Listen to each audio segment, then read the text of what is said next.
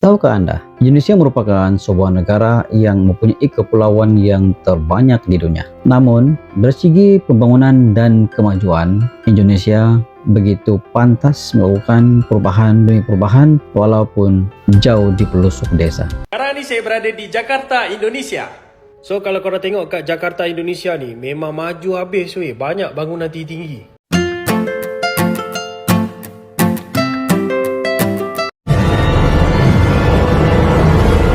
Razvi Studio.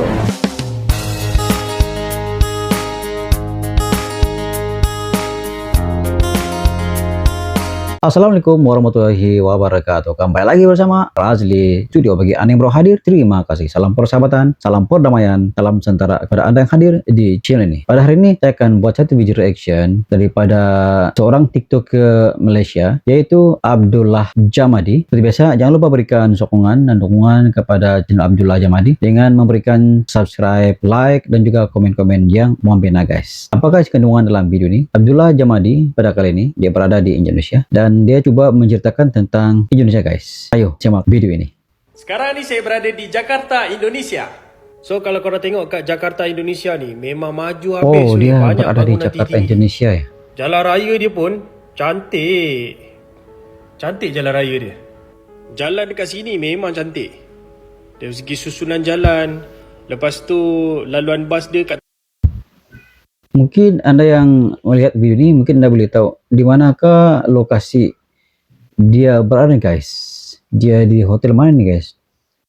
Terlihatnya dia berada tempat yang sangat tinggi dan dia boleh melihat keadaan jalan raya di bawah guys. Ayo. tengah nampak. Ni laluan bas dia.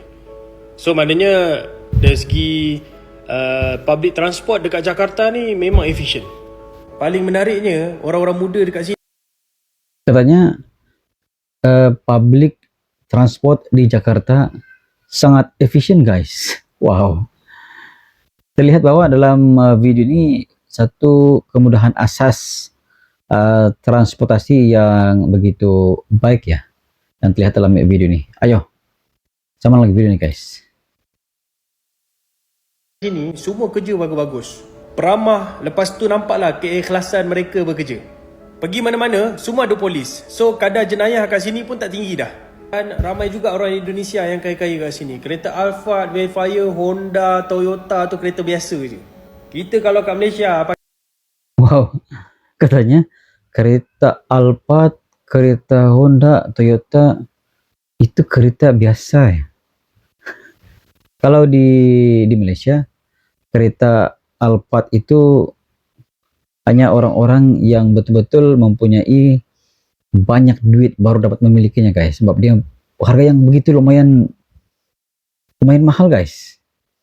Tapi di sini katanya sepertinya kereta biasa. Wah, bermakna orang Jakarta ini ramai yang sultannya, ramai kaya raya guys di sini. Ayo kita sambung lagi video ini. pakai Toyota, pakai Honda, dianggap orang kaya kan? Dekat sini Toyota ke Honda ke kereta common. Nampak gayanya negara Malaysia ni dah banyak ketinggalan dah. Bulan Oktober ni akan ada kereta api laju. So rakyat dah boleh pakai dah kereta api laju. Dan yang paling menarik dekat Indonesia ni, tiada isu perkauman. Orang Cina, orang India ataupun apa-apa bangsa yang ada dekat Indonesia ni semua bercakap Indonesia. Baru betul. Wow, satu fakta yang sangat menarik guys. Katanya di sini di Indonesia ini dia tidak ada perkauman. Katanya orang India, orang Cina, orang Jawa, orang Minang semuanya bertutur dalam bahasa Indonesia.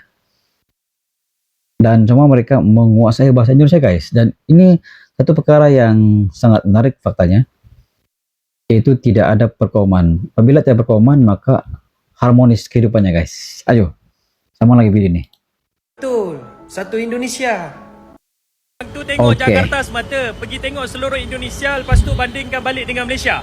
Kita cakap pasal Jakarta bang. Kita cakap pasal Jakarta. Dia seumpama macam kau suruh cakap pasal KL. Cakap pasal Jakarta bang. Oke.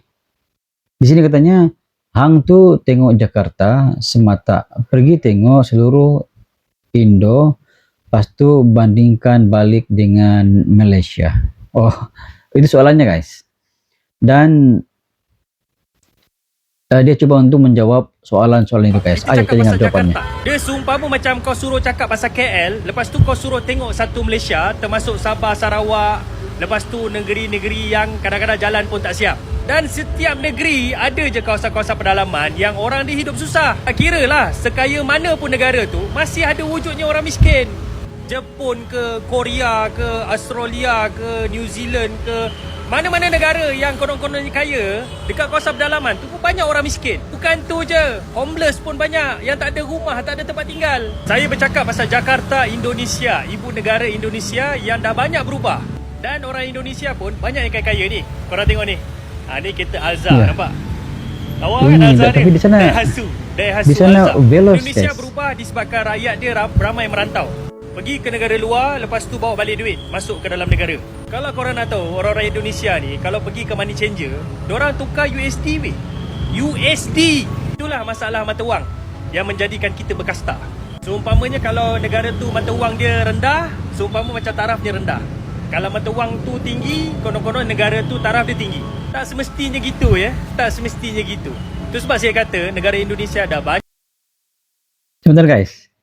Di sini faktanya mengatakan bahwa sekiranya ataupun seandainya mata uang sebuah negara itu rendah, bukan bermakna negara itu tidak maju ya. Dan mata uang yang tinggi bukan jaminan bahwa negara itu negara maju. Itu faktanya dalam video ini guys. Jadi jangan pandang enteng kepada negara yang mempunyai mata uang yang rendah guys. Itu yang coba sampaikan dalam video ini oleh Abdullah Jamadi. Ayo, simak lagi video ini guys. Banyak berubah.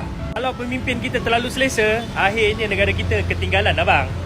Ada satu video lagi yang tarik sini, ini guys, yang saya tarik video Puji ini. dulu, biar terbang lepas baru kau banting, lepas tu puas. Saya kurang ngerti apabila saya puji negara Indonesia, tetapi ramai warga Indonesia Saya yang kurang ngerti tak katanya guys. selesa. Dia seolah-olah bercakap Disuruhnya bahasa pula Indonesia. saya ni cari kekurangan di Indonesia. Kita kalau nak cerita pasal kekurangan, semua negara ada kekurangan. Bagi tahu saya, negara mana yang sempurna? Bagi saya, dekat Indonesia ni banyak sangat perubahan. Kalau saya berbual dengan warga-warga tempatan di sini, terutamanya di Jakarta ataupun di Bandung, mereka kata 10 tahun yang lepas Indonesia berbeza. Tapi sekarang banyak kemajuan dan perubahan dekat Indonesia. Daripada segi ekonominya, dari segi pendidikannya, sangat banyak perubahan. Walaupun jurang antara yang kaya dan miskin masih jauh, tetapi dah tidak terlalu jauh macam dulu.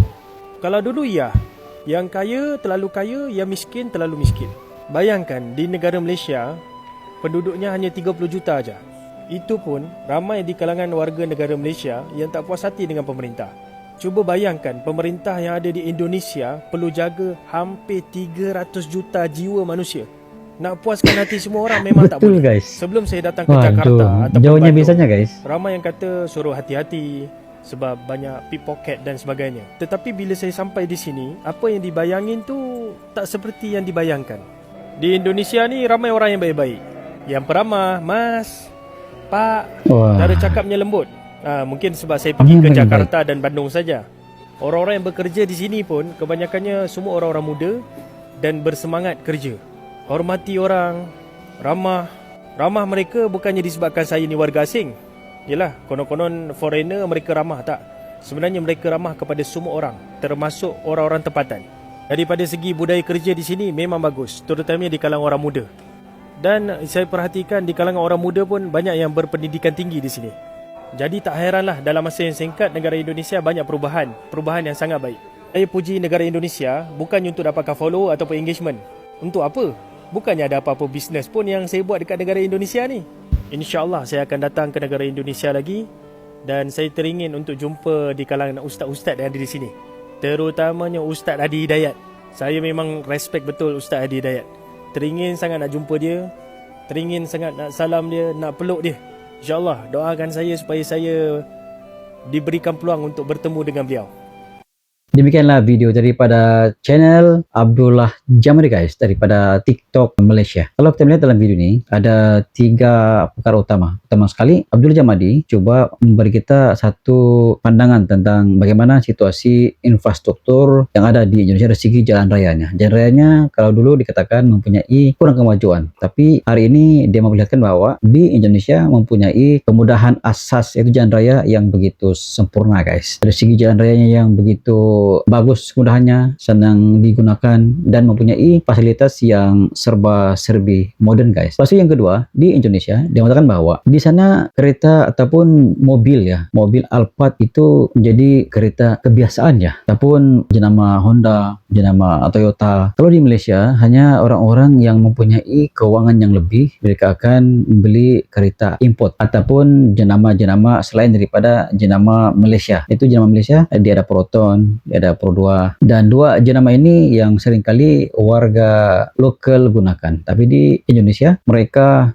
begitu santuy dapat memiliki mobil yang berjenama luar negeri. Wow. Dan yang ketiga, Abdullah Jamadi berkata dia ke Indonesia, dia memuji Indonesia bukan bertujuan untuk cari follower, tapi dia melihat perkara yang sebenar. Kalau mencari kelemahan mana-mana negara, tidak ada negara yang betul-betul perfect. Bermakna tidak ada yang betul-betul, tidak ada benda yang boleh dipertikai. Semua negara mempunyai kelemahan yang sangat jelas terlihat oleh semua warga guys. Dan apa yang coba diutarakan oleh Abdullah Jamadi dalam video ini dari segi kepimpinan. Sebab kunci kemajuan sebuah negara adalah kepimpinan. Di Malaysia, pemimpin seringkali bertelagah dan warga seramai 32 juta seringkali tidak berpuas hati dengan pemimpin. Dan pemimpin menjadi tidak selesa dengan situasi itu dan mereka kadang-kadang terpaksa menuruti kehendak warga guys. Namun bagaimana situasinya di Indonesia? Di Malaysia baru 32 ke 35 juta. Bayangkan di Indonesia hampir 300 juta guys. Perbedaan yang sangat jauh. Bagaimana pemimpin Indonesia boleh menangani situasi warganya yang begitu ramai dengan suasana politik yang begitu luas pentadbirannya? Ini satu ruang yang memberikan satu gambaran bahwa pemimpin mesti mempunyai pandangan yang jauh, pemimpin mempunyai mental yang kuat, pemimpin harus kreatif dan juga mempunyai kepintaran berfikir, kepintaran bertindak supaya boleh menenangkan keadaan di samping dapat memberikan kepuasan kepada semua warga guys. Apakah Anda percaya bahwa sekiranya saya mengatakan Indonesia maju pada ketika ini karena pemimpinnya yang bersikap peduli kepada warganya, di samping menangani kasus-kasus korupsi yang menjadi penghalang kepada kemajuan sebuah negara? Itu sedikit sebanyak pandangan daripada Rajistio. Sekiranya Anda mempunyai pandangan tentang video ini, Anda boleh komen di bawah. Sekian, jumpa lagi di next video. Assalamualaikum, bye bye.